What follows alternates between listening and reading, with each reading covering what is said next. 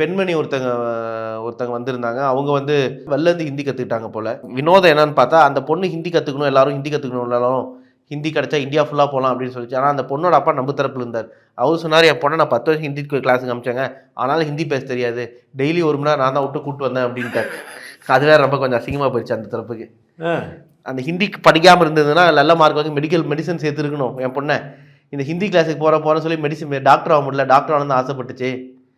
Daily Hindi டியூஷனுக்கு 1 மணி நேரம் 1.5 மணி நேரம் போய் ஹிந்தியும் பேசுறதுல டாக்டர் ஆக முடியலன்ட்டார். ஹிந்தியில் அவங்க புலவராலாம் இல்லையா? இப்போ 10 வருஷம் படித்தா புலவராகவே ஆயிடலாமே சார். ஒரு மொழி படிக்கிறதுல அதான் சார் புரிதல் கம்மியாக இருக்குது.